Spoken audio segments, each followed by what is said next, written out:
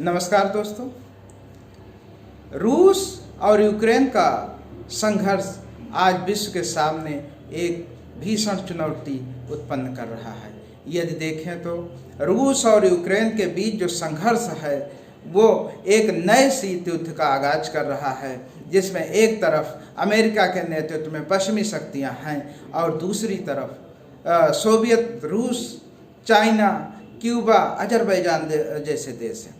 साथ ही एक चीज़ और ध्यान देने योग्य है, यहाँ पे गुट निरपेक्ष देशों का भी एक समूह बन के उभरा है, जिसका नेतृत्व एक तरह से भारत के हाथ में है।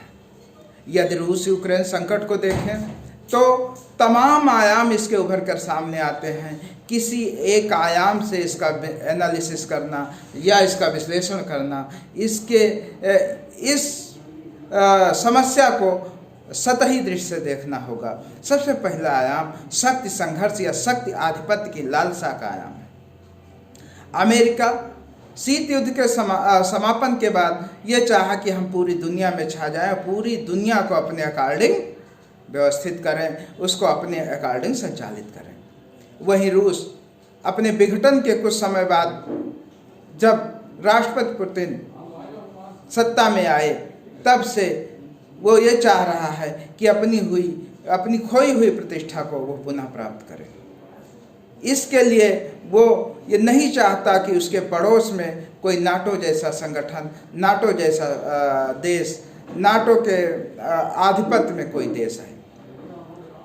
इसलिए जब यूक्रेन पश्चिमी शक्तियों की ओर उन्मुख हुआ तो रूस उस पर आपत्ति दर्ज कराई, और जब इसका समाधान नहीं निकला, यूक्रेन नहीं माना, तो उसने आक्रमण कर दिया। साथ ही भू राजनीतिक अवस्थित, भू स्ट्रेटजिक अवस्थित भी यूक्रेन को पश्चिमी खेमे में जाने से रोक देना चाहता है। जब अमेरिका ये चाहता है कि यूक्रेन पश्चिमी खेमा में आए, उसके साथ संबंध बनाए ताकि विषम परिस्थितियों में रूस को घेरा जा सके, वहीं रूस ये नहीं चाहता कि यूक्रेन पश्चिमी खेमे में जाए, क्योंकि रूस ये चाहता है कि यूक्रेन एक बफर स्टेट की भूमिका निभाए और विषम परिस्थिति में वो सीधे अमेरिका और नाटो के मारक क्षमता में न आए। साथ ही एक और संदर्भ दिखाई पड़ता है जिस पे पुतिन बहुत बल दे रहे हैं। वो कहते हैं हमारे यूक्रेन के ऐतिहासिक, सामरिक, राजनीतिक संबंध हैं। इस संबंध को देखते हुए यूक्रेन को रूस के आधिपत्य में आ जाना चाहिए, रूस के प्रभाव क्षेत्र में आना चाहिए, लेकिन यूक्रेन इसको मानने को तैयार नहीं।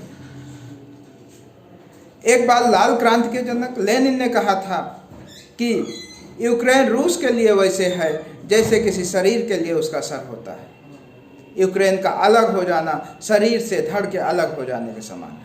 तो यूक्रेन की स्थिति एक तरह से रूस के लिए बहुत महत्वपूर्ण है, ऐतिहासिक और सांस्कृतिक दृष्टि से भी। एक चीज और है जो अमेरिका क्यों इस संघर्ष को बढ़ा के अपना पीछे क्यों हट दिया। अमेरिका की पूंजीवादी अर्थव्यवस्था कभी ही संघर्ष में डायरेक्ट उतरने को अनुमति नहीं देती है। इसीलिए वो संघर्ष बढ़ता हुआ जब उसने संघर्ष बढ़ता हुआ देखा तो वो अपने पैर पीछे खींचे और केवल एक तरह से कि शांति के आधार पर, राजनीतिक आधार पर समस्या का समाधान हो, इसके लिए उतावलू हुआ। दूसरी चीज़ जो अमेरिका का हथियार निर्यात है वो भी बढ़े ताकि उसकी अर्थव्यवस्था गतिशील बनी रहे। एक चीज़ और, पुतिन का माइंडसेट भी इसके लिए जिम्मेदार रहा।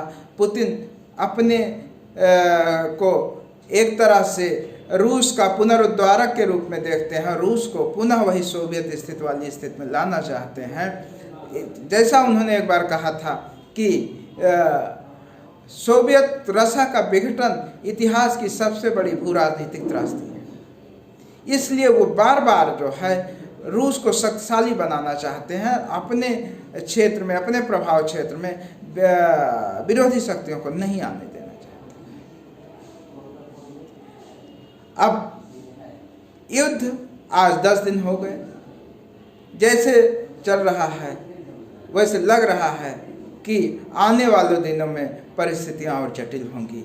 इसलिए विश्व समुदाय का ये परम कर्तव्य बन जाता है कि इस संकट का जितनी जल्दी हो सके राजनीतिक समाधान निकाला जाए, शांतिपूर्ण समाधान निकाला जाए और मानवता के विनाश को होने से बचाया जाए। धन्यवाद।